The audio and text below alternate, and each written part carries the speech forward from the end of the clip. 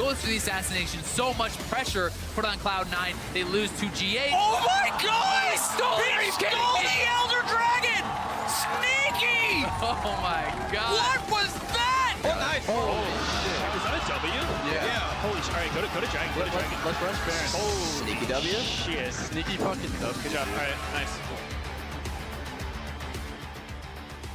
More awesome moments from the NALCS, and you can expect to see that all throughout the playoffs. Welcome back, everybody. You can expect to see an awesome Game 3 as we're headed into it now between EnVy and Cloud9, two playoff teams that are now tied here after a pretty crazy long Game 1, and then Cloud9 turning it on in Game 2. Yeah, and a lot of that Game 2 is focused around Jensen. He actually tied a record for most kills in a single playoff game with 14. Cop has the other games where he was able to get 14 kills, but that just speaks to the amount of focus and the amount of dominance that came through the mid lane in that last match. Yeah, that Meteos triple kill at the end of the game. Could have been a record, but still. Jensen, he's actually been getting more and more attention from enemy junglers, but this hasn't been the case here. They've actually been kind of playing to him from Cloud9's side, and they just don't seem to have as much pressure on EnVy. They're a little late to the draw. They got the bottom turret first, and they still weren't able to actually go towards Jensen's lane and push him out. Ninja was already just so far behind at that point. Yeah, also, I do feel like Seraph had a really poor game there. His gangplank was already picking freely into a bad matchup, but he just didn't do enough to survive. He got camped a little bit. That was a little bit out of his control, but then just got killed over and over again. Like, there really wasn't much he could have done afterwards. It just really hurt them that he was not a factor at all. You got to think of what other variables you get to work with when you don't have to go back to a lane anymore as a jungler or as a team. You're free to do whatever you want. Yeah, that guy pretty much gets to do whatever he wants there. And that's what I love seeing from Meteos is he knew how much he had to give to that lane and then stop giving to that lane so it can go ahead and dominate by itself, and he's needed elsewhere. Some people will actually continue to camp that lane to snowball it more, and the other side of your map might have attention from the enemy jungler. But he played it perfectly, and I think that, thinking back to this matchup, Impact versus Seraph, Seraph called Impact his final boss. He had always looked up to him back when he was in Korea, and he's really been an idol for him, but getting smashed like that. Yeah, you get 3 tries. You don't have too many lives left. It isn't like you get to continue on life 0. It doesn't work like that in this game. So continuing with the series, Cloud9 recovered well from their Game 1 losses we saw, and Sneaky shares what this playoff run means to him. There's definitely a lot more emotional investment this time around. Last year, I missed out on it, summer playoffs at all, which was pretty sad, and we basically just had to rely on the gauntlet to even get a chance in Worlds. So I haven't experienced a summer playoffs in a pretty decent amount of time. It was, the last time I did was 2014, actually, for Season 4. So it's going to be a good time. We've been preparing really hard.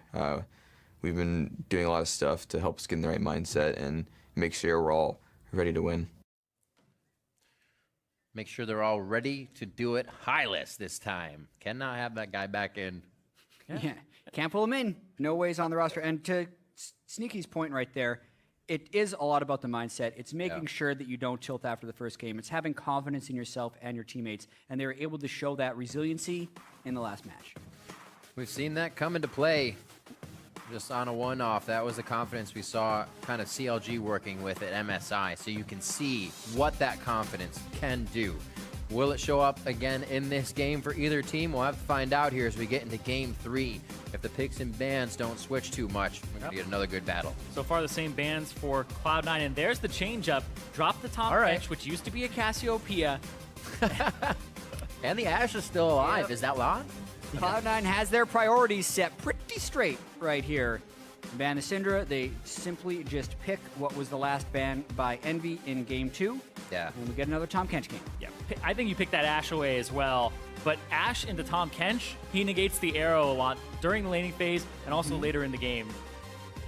Yeah, I think that's why they're so free to pick the Tahm Kench first, at least in their mind, is because if they do give Ashe over, they aren't really that scared of it. Yeah, and if they ban Tahm Kench, you first pick Ashe.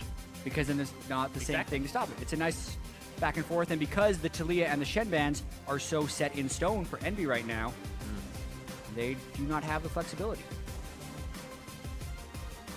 Kennen looked really good for Seraph in that top lane. They will choose for the AD carry, and Proxim's jungler getting Meteos off of that Rek'Sai. One small thing to that is the blue is always given to Jensen in the early game, so that is one thing that changes with many others. Exactly. They've been giving Jensen that blue buff, but also they've been picking the Gragas away from Meteos. It's been his best champion so far this split, going back to it, and honestly, it's going to leave it open for him, and that is just worlds of possibility for Cloud9 to play their style.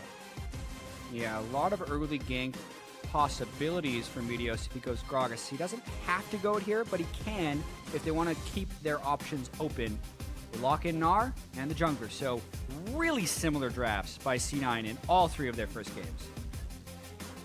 Why change it? Why not? You're getting information each time, a better read on the player, and there's almost no chance for the swap, right? We've seen a few attempt it, but you're going to get that matchup again with a better read each time. So if you go in with the same, you're going to have the upper hand. Apparently, this is what they're looking at. The Gnar's comfort, like you said, that Gragas back in the hands of Meteos. Is the cannon pick back up? Would love to see that back in the hands of Seraph. It seems like he can impact the game a lot more with a champion like that. I think it should be because of how poorly the lane went the last time against the Gnar, and also because Kennen can have a very strong team fight presence. Okay. The Thresh as well. Gotta remember, Hakuo is a Thresh player. We've seen that in the past. More tended towards the tanks of the Poppy, the Trundle, the Braum. Yeah. But yeah, he's been on that Thresh before. Being a big bruiser for his team. Right. This allows a little bit of safety, allows some pick potential with the Ashe and the Thresh. They took away the bottom lane from Cloud9 last game, but still, you land a hook on someone, Tom Kench can eat that person. Yeah. There's a lot of ways to just actually stop that engage with the TK. I am quite surprised they go with Thresh. Maybe they think it's stronger against the Tom Kench lane than the Braum would be. To me, the Braum had been very successful throughout. The Cassiopeia, which is banned in the first game, locked in, and the Jhin, because of the 280 carries already being taken. It actually feels like C9 is just drafting off of a tier list right now. And you knew Sneaky would go back to Jhin.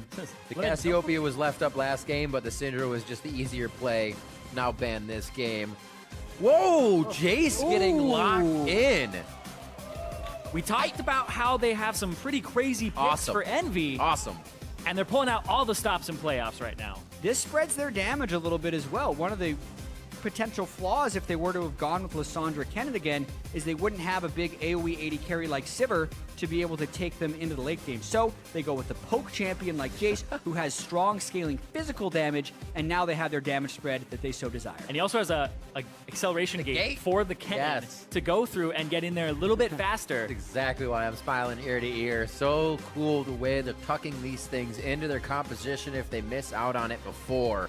And they do go back to that Kennen in the top lane. They've stolen away a few champions from Cloud9 to use them in their own battle here as we get onto the Rift. And it's 1-1 so far. So this game as well can be a bit of a test with that champion. With like a Jace, you see if that works. It is. You go to the next game with it as we reach into game 4. Because like you said, Jat, now we're into that best of 3. It starts all over just like the regular season games. And remember to update your votes over on Twitter for this series. Use hashtag C9win and use hashtag EnVyWin.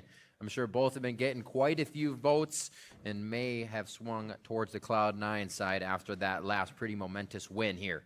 Not putting anything by EnVy. They knew they were the underdogs coming in, have put up a very good fight, and it is always, I guess, in any given Saturday, if you will, here as we enter into the match. Any given 3-6 match in the playoffs, it almost seems like the 6 seed wins more than 3 seeds, so really anything can happen. You also look at players like Seraph, who really want to make it far in the playoffs for the first time. You look at someone like Laud, who wants to be able to continue to play in his first full split in the LCS.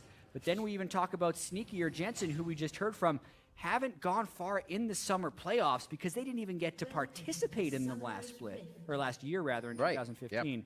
And they want to make a run for Worlds. It has to start here. And then even go with Meteos, right? He's been away from pro play for a bit now, so he also hasn't participated in the playoffs. 30 seconds until minions spawn. And I mean, it's kind of like riding a bike, Riv. You get back in that saddle. It's interestingly enough, it almost is for these guys, because even with swaps to the team, different people coming in, they still have that mechanical prowess to reach a level of playoff, to reach a level of world potential. So in a way, it's always an advantage over a team that hasn't. And that's why we see Cloud9 so strong in these playoff instances. Yeah, and Cloud9 with the Cassiopeia pick and trying to actually funnel a little bit more into Jensen this game, I would assume. No cleanse for him. So he actually was hovering cleanse before, swaps to the Ghost to just have a way to actually get his DPS out and avoid the Kennen a little bit better. But that makes him susceptible to these Ashe arrows. It does. especially in the laning phase. I think once he escapes the laning phase, the fact that he has the Tom Kent gets him away from having cleanse. And it definitely feels like a trade-off of between the basically 8 and 20-minute mark, he's going to be vulnerable. But in all other phases of the game, the Ghost will be better for him. I definitely agree there. And looking at these masteries, the Jace with the Thunderlords looks like it's just a combo Jace there. Some Jaces will go Fervor because they hypercharge. Get 3 really fast shots off. But instead, goes with the Thunderlords, trying to look for burst. If you kill that Cassiopeia really quickly and he has an exhaust on top of it to boot, he can go for some all-ins. That makes it very nice. You get an upper hand in the lane very, very quickly if you can get that advantage. Just keep pounding out with that hammer. Very even in trades here at the bottom. We always see Hakuo in here in these last two games, I should say, going at it, popping those biscuits, and then holding on. Coin start for Hakuo here, actually on the side of Thresh as well. So that they're actually getting maybe Talisman of Ascension speed later as well. Cloud was focusing on minions with his last few attacks. Rangers down as well. Eating up on Hakuo. They go for the attack, and it's going to be the takedown. Sneaky with the last bullet as well. And they may not be able to get another lick here to make it count. That's going to be the shot. A double kill for Sneaky.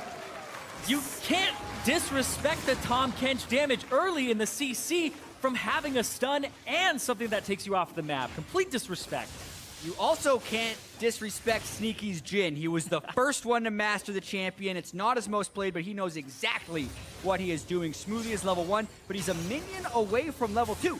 And Sneaky has the 4th shot. He pops it to get a bunch of damage. That's the thing about Tom Kent's melee support. If you get into an extended duel, he will destroy you and because of the beast. And then he still has flash. So he gets the stun with another tongue lash, and then allows Sneaky the time to pick up the double kill as well. Beautifully done by C9's duo lane. Absolutely crazy. And you're talking about those extended fights as well for Smoothie and the Tom Kench. The guy brought Grasp. So the longer those trades are going, the more deceptive that actually is, because he's getting HP back, and this support is actually brutalizing you. Also talked a little bit about last game, kind of leaving a lane alone.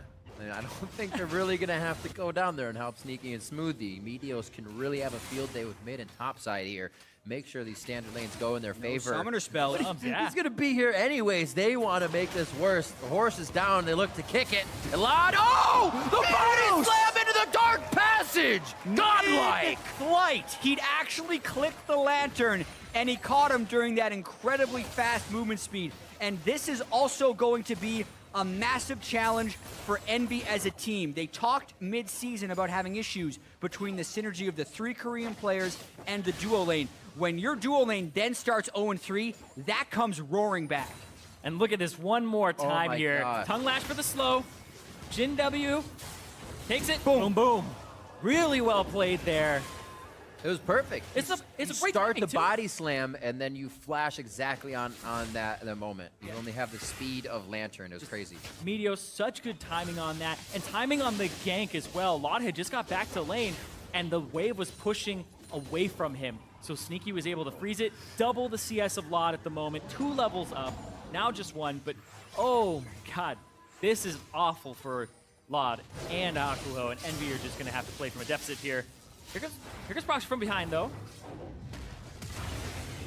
Nice. Impact gets his flash, a few more attacks.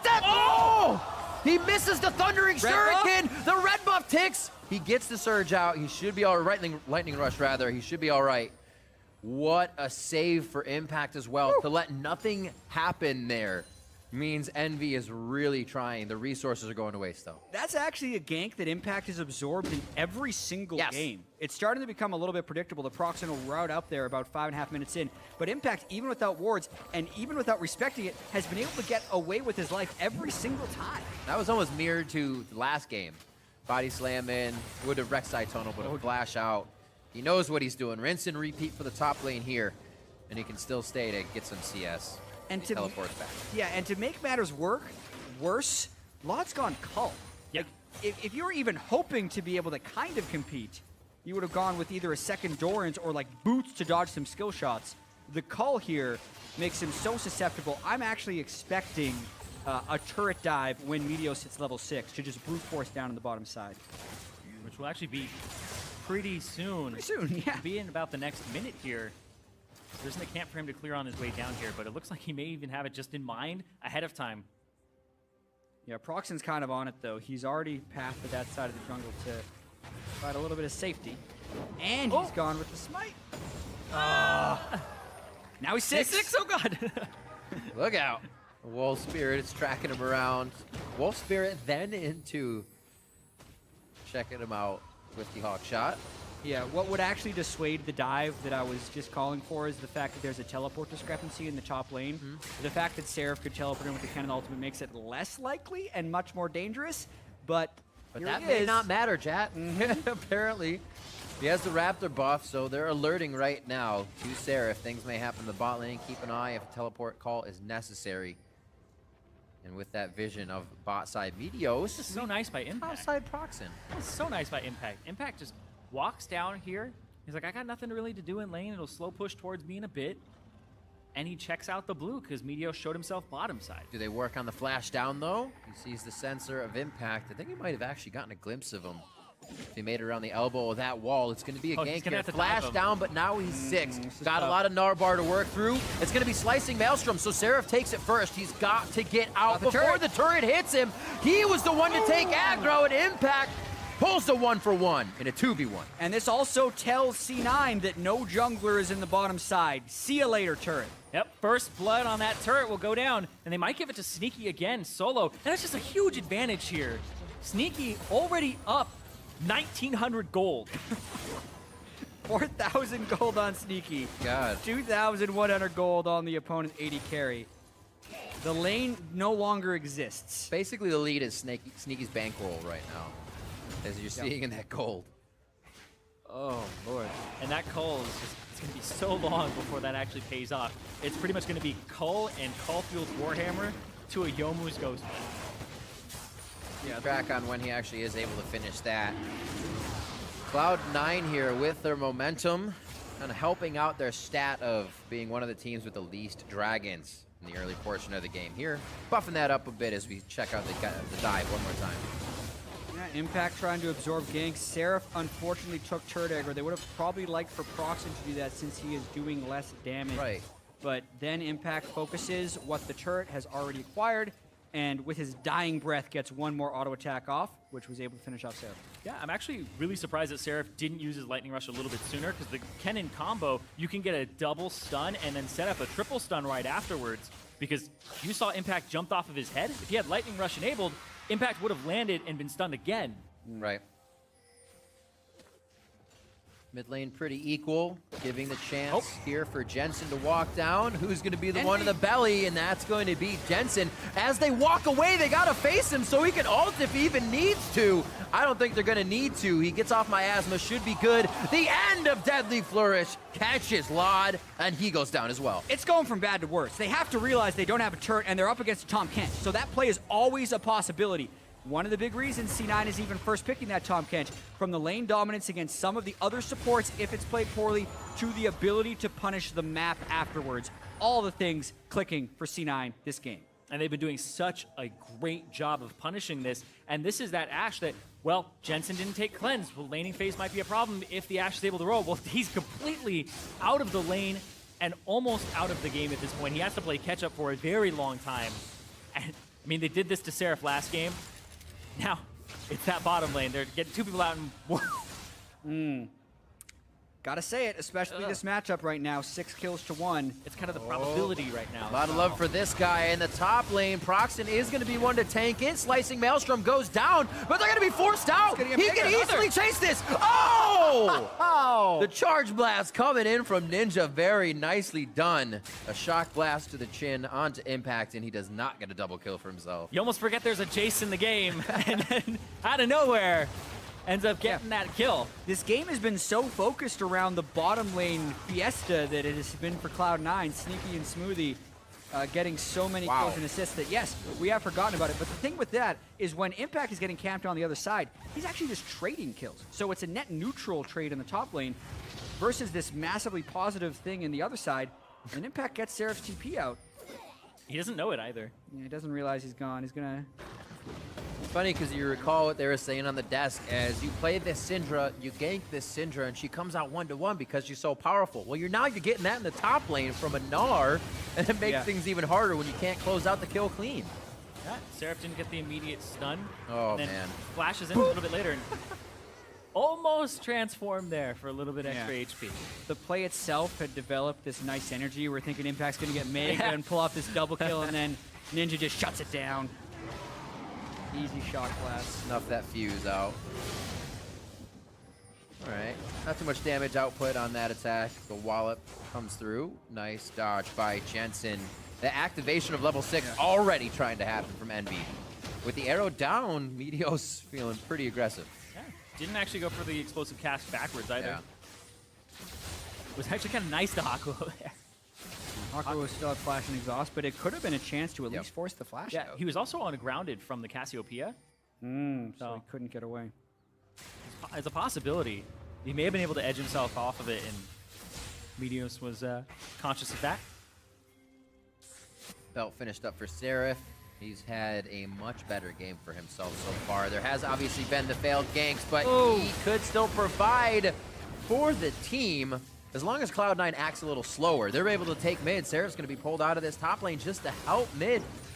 He's doing better, but he's not getting time to himself. This is looking more like a 6th versus 3rd seed matchup that you were expecting coming into today, because Cloud9 were just looking better at the end of the split. Look at this. Ooh. Almost gets a catch there, but it has been very clean CC chaining, and C9 is showing a lot of teamwork. What's interesting is it's almost like a 4-man teamwork squad, and then Impact, who's doing quite well in his own right. C9 going to continue to try and push up this mid lane. Woo. Ninja's pushed off. They don't have the wave clear. Yeah. Look at the distance and just kind of things they can place to create a barrier for themselves. Continue to just do everything from the outside range of what EnVy has, even with the Jays. Yeah, and as that 4-man squad ends up getting a turret for themselves, the 1-man Impact against the world is going to pick up the turret in the top side. He's been doing a fantastic job. He has killed so many structures in the series, and he's just been a sponge for the pressure. You put pressure on him, it's just not really sticking. This is a massive lead for C9, but EnVy's trying to get something back with an Ash Arrow. Smoothie can eat that. He's got the shield, and nobody really wants to follow up. You have Sneaky on the back to keep delivering damage. Ninja can speed up the team here. He's trying to get some with an poke acceleration gate if you can get it in the right spot. He's just trying to get some the poke vision down. goes out. And Impact is actually pushing the 2nd-tier turret, so if EnVy doesn't get this, or even if they lose the fight, it would be beyond disaster. They're just trying to stall now, too. Jensen is just stopping the backs for a bit, chasing him down with his ghost. Oh, man. Make sure they can't back in safe areas. And that's just going to be a lot of damage there, too. It seems like EnVy is very susceptible to falling into the runaround. Not allowing or not understanding that they're allowing something on the other side of the map, thinking the kill is the priority. And here they may actually lose quite a bit or already have map pressure against Cloud9 because they're chasing kills. Yeah, and this is by far the most lopsided game of the series so far. We're already at that goal difference, less than 15 minutes into the game. We do know that Seraph as Kennen, he'd be good against a Jhin. That would be great if he's fed. But Sneaky's going to be going Duskblade and probably killing 2 people with his ultimate at the same time. Like, he's going to be so far ahead of the world right here. He doesn't have the Duskblade completed yet. Just a few shots land on a Ninja, and they push him out of the mid lane yet again. That build really kicks in when you pick up another serrated Dirk and get on your way towards that Duskblade. And then once you complete it, you get another Dirk. And then that 3rd one, that's when it's really, it just feels so good to be that Jhin. And then the build picks up once again when you get Infinity Edge last item. But I don't think it's even going to get to that point because he's just absolutely crushing this game. That early double kill in the lane, I mean, 6.15, you got to face that lane. Yeah. Ends up costing them as well. EnVy looking for an arrow. Quick fingers Impact. Didn't even have too much vision there. Their team was just saying, you might have a group of people on your butt. You want to watch out. And that was a point I was going to make earlier as well, as you just mentioned. Is if that had happened earlier, Laud and Hakuo would have went top, right? They would have tried to farm out the 2v1, been like, we can't take a 2-0 lane now. But not an option here. And you have to actually figure out on the spot what to do because you have to match up again. We say it's not an option, but it probably should have been what they did. Because you think about, they gave up first turret anyways, and they actually fed a bunch more kills, And they also didn't shut down Impact in any meaningful way. So, like, it's always tricky whenever you have a disaster 2-0 like that, and there are ways you can mitigate that disaster. I credit Cloud9 for focusing that lane so well, and I also criticize EnVy for not helping in any way. Yeah. Proxen was on the other side of the map instead of trying to counter the dives that C9 was clearly going to do. They're going after Impact again. So what you're saying is there's always an option. It seems like they're trying to stress that right now. Sarah said he was the final boss, but this is a decoy boss. You should be focusing on the rest of the game. And they're not even beating the decoy boss. It's about the final bosses at this point. They're in the bottom lane, and it's going to be a second tier and inhibitor now, possibly traded in. At least half of the damage on that inhibitor. 8-second back on that top side for EnVy. Oh, and they don't have home guards to run up to that turret either. You can already see below half health. Yeah, force the TP out of Seraph, and that middle turret doesn't go down just yet either. Wow. No Frozen Mallet yet. The missile Mega. voyage. Here comes the rest of the team. Bops him back, says alley-oop. You can have this one. And then he gets the kill anyway. Yeah, The right? best type of alley-oop. Off the backboard. Throws it up. Was that a three-pointer alley-oop? I think so. Yeah. 18 minutes. We gotta clean up our analogies. We're way off base. I mean, you can just jump really, really well. Yeah. 17 and a half. The lead growing. Like you said, Jat, this much different from any other game in the series here as Cloud9 has had a lead from the get-go and continue to build that lead. Missed that first shock blast, and that became crucial. Still decides to go in anyway.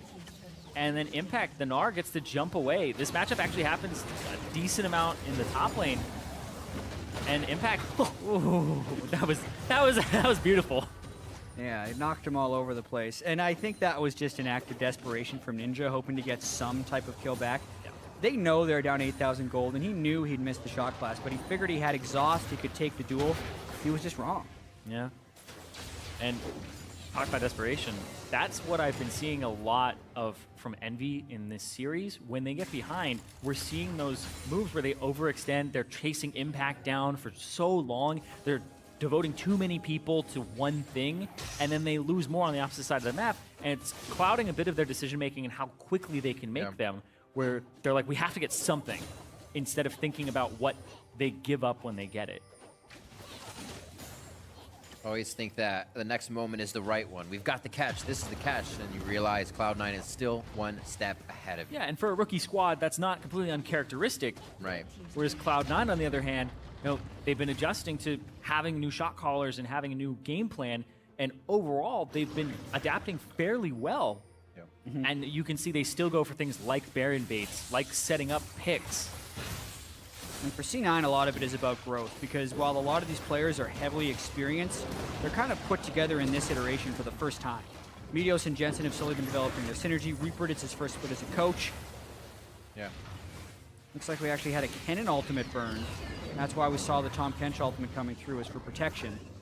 But Rift Herald goes over Impact in the nick of time. When you're talking about that growth, there was a lot of consideration in it at the beginning of the seasons with swapping Smoothie and Bunny and trying to figure out what was that best growth. So much So space. there's been a lot of deep dive by Cloud9 to figure that out in many areas. A nice Going clear for up. the minions. Yep. Getting a few extra bucks in there as he saves the turret as well. They've only got the top turret dropped here and really didn't go for the inhibitor because they just would have been feeding EnVy minions. So working the map, playing it very slow. As long as Smoothies with Sneaky for now, they will be safe. Minute and a half on a Dragon, so we'll be setting up some vision here and getting set for that. EnVy, they have the comp that they haven't been able to hit any arrows on yet. Yeah. So not only did they lose lane terribly, the utility from the pick is also faltered. But even if they hit the arrows, like the arrows become harder to hit when you don't have vision control, and the other team always has vision of you. So they can see Lod sneaking into the brush a lot of the time before he'd fire the arrow, so it gives them a heads up to be thinking about dodging. And then they also have Smoothie on Tom Kench. Another thing they have to consider when they're throwing out that arrow, who's it hitting, and is Tom Kench near that guy? Because otherwise, it just becomes a useless tool or just a mild nuisance. Seems like the first time here Cloud9 hasn't actually quickly double sight zoned up. Get themselves more vision.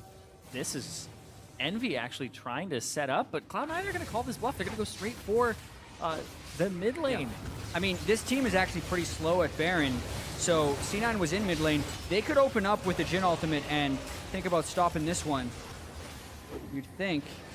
No, right, the Jhin ultimate's on cooldown, but they can still find the fight. EnVy's on the wrong side of the map. Oh, these arrows. Nobody could really follow up on that arrow either. So many members like Smoothie and Meteos. The big tanks on the front line ready to stop. Seraph's low on energy. Got to be careful about any initiations with that. Meteos is very close Yeah, to they're Lod. backing off. That's body slam flash range. The runaround.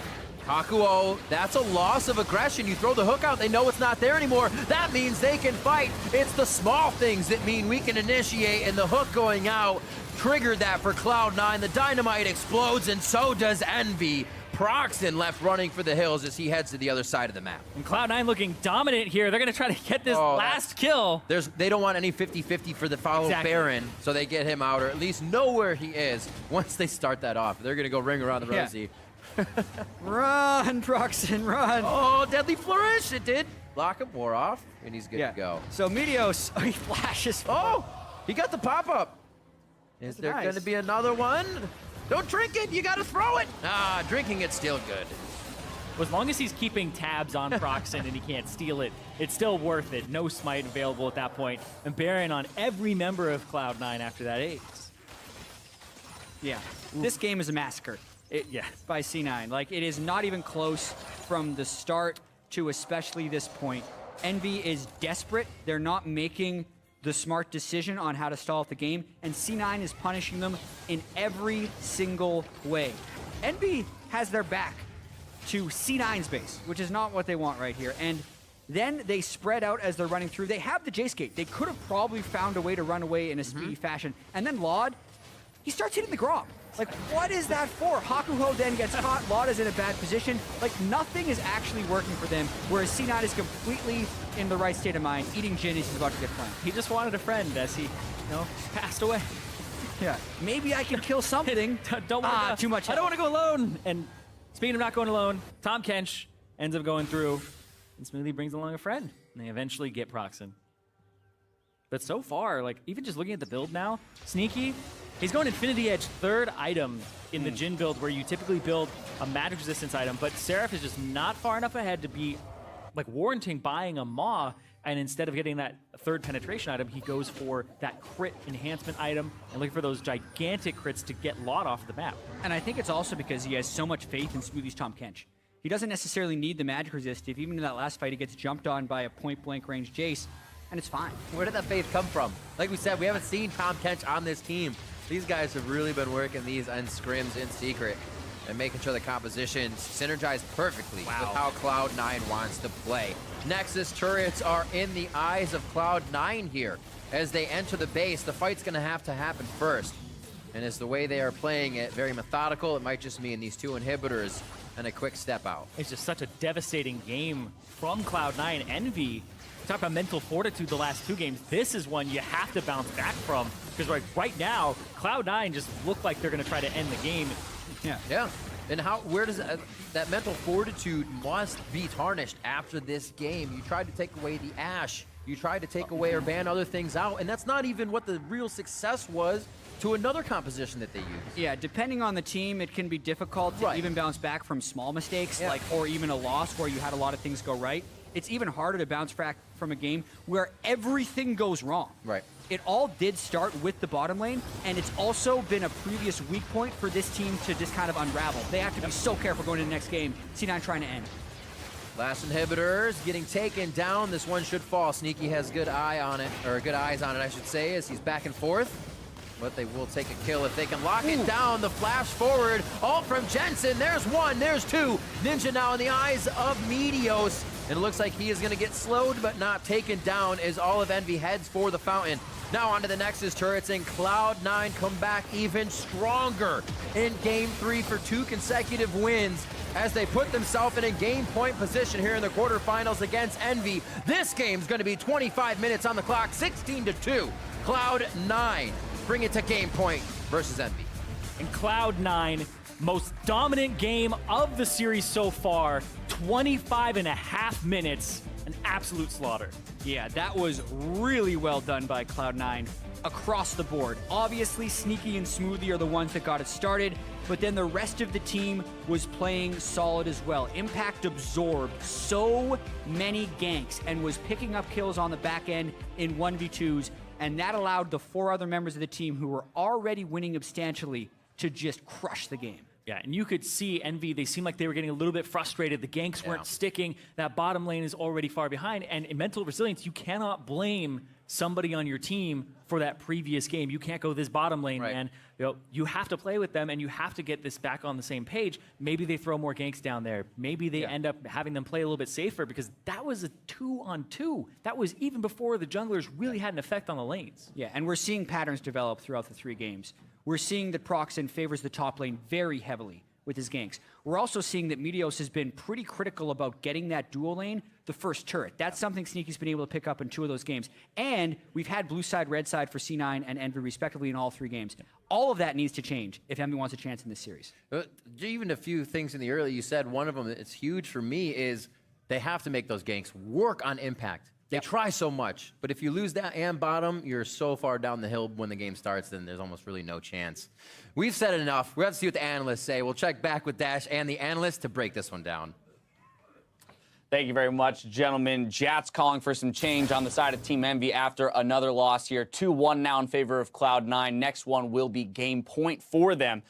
Specifically, though, looking at this, the adaptations that came in, we saw that Tahm Kench pick back up for Cloud9. So a lot of comfortability and a lot of priority on that champion, even though they had, for example, pinched that ADC pool, handing over the Ashe. I mean, it was okay. I think the draft from EnVy was mostly fine. I like going for the Ashe after they banned the Sivir and then the Tahm Kench's first pick. I think that's fine. The Thresh into the Tahm Kench is good as well as a range matchup, but the way they played it obviously wasn't quite right, and that's ultimately the story of this game. We can get into the Kennen counter pick as well. It's seen various degrees of success. I mean, Thresh, maybe a decent pickup, but definitely not the ideal support matchup against the Tahm Kench. See, I'm going to have this theory right here where you're picking all these carries in the side lanes or in the solo lanes for EnVy. You have the Lissandra, the Jace, the Kennen, lots of carries in the top lane. And that forces the support pool to kind of take a more CC-oriented role. So you have the likes of the Thresh and the Braum that they've been going for in the first 3 games. Right. And the problem with that is that when you pick Braum and Thresh and pretty much all these melee, while Thresh isn't technically a melee, you lose against Tahm Kench, period. You cannot, like, that is nearly impossible of a matchup to win. They have to mess up monumentally. Yeah. And especially you do not all in when you have coin. Yes, that was about to say, okay, if you didn't say it, I was going to say it. Coin picked up for Thresh. We've got... Fine, but you just don't all in. Right, especially against a Relic Shield Tahm Kench, which is just that he's got more combat stats from you than you there at level 2. Let's take a look at this first blood.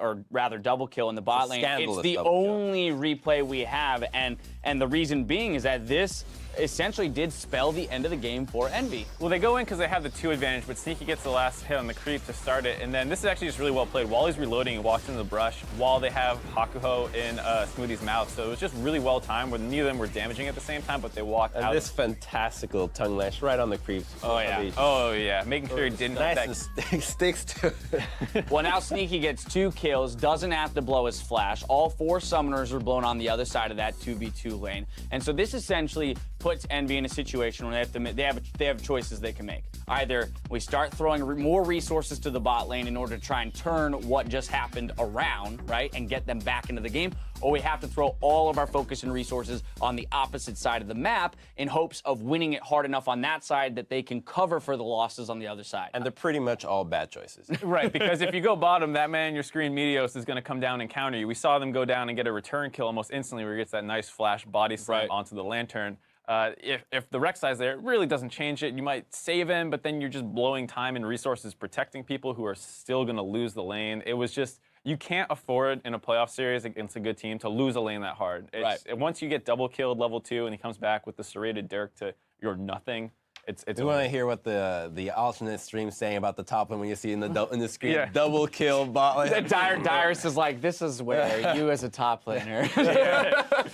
He's just like, well, damn. Speaking of the top lane matchup, though, the reason why the Kennen into the Gnar isn't as great as we would have liked, say, other matchups like Fiora or maybe Aurelia is that when you try to put so much attention into one lane, you want to get it to a point where you just leave it alone and they can constantly take advantages by themselves. Right. By either tower diving, pressuring them off to recall, whatever. Kennen can't do that. Kennen's great in the 2v1 with the jungler assistance. Kennen is particularly great at diving bottom with a TP advantage. And he has not used a TP advantage once in this game. And you saw how hard it is to kill impact. He's playing great. So yeah, that's what's kind of weird is it's okay if you're like, okay, they pick Gnar, we're gonna take Kennen. It has a good matchup, it'll have pressure, and then it'll scale really well into the late game. And Seraph's obviously pretty proficient at Kennen, but the thing is, it's not just that like they go up there once. Even in game 1, when their bot lane was doing fine, they didn't look to go bottom with the TP advantage they got. They kept going top, and so if you're gonna have the game plan of constantly throwing ganks top, why not pick a harder snowballing matchup? Well, very much so. And then on top of that, the execution just needs to be cleaner. We saw traded kills back, for impact almost every time they dove him. So yes, you're picking up the kill and you're getting the assist advantage, but even so, money is going into Impact's pocket. He itemized correctly as well, this time going for much more defensive initial items to protect against those turret dives, as opposed to his Gnar game in game 1, where he went straight for that frozen mount. So smart itemization from him, and adjustment based on what EnVy was doing, and a very tragic double kill coming through very early in the game, which honestly from there, as we mentioned, was just kind of the end of it. So now let's ignore the latter 2/3 of that game, right? Let's brush those off and let's move on to game 4, what will be game point or match point for C9 for EnVy. They've got to win 2 in a row. EnVy has opted to go for blue side. So for the first time in this series, we will be swapping sides. With that in mind, what's our approach here to champion select?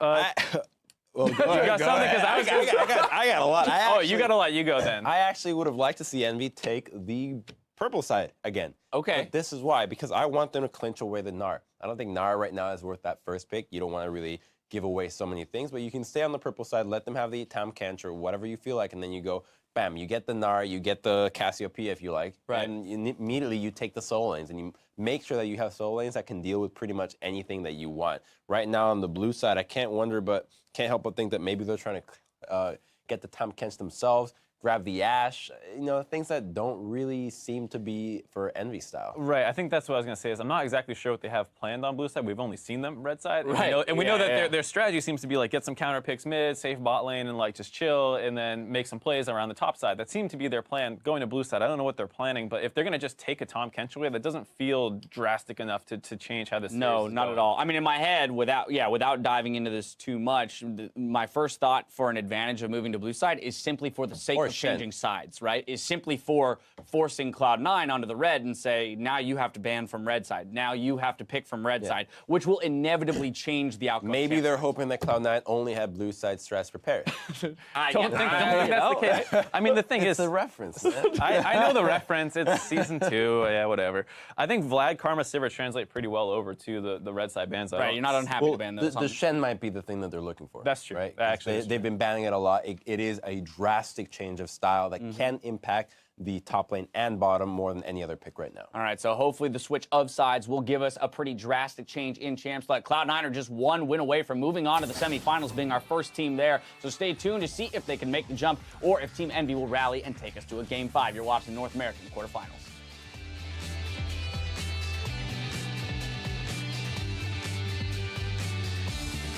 Not putting anything by EnVy. They knew they were the underdogs coming in to put up a very good fight. They want to make this worse. The horse is down. They look to kick it. Elad, the body slam into the dark passage.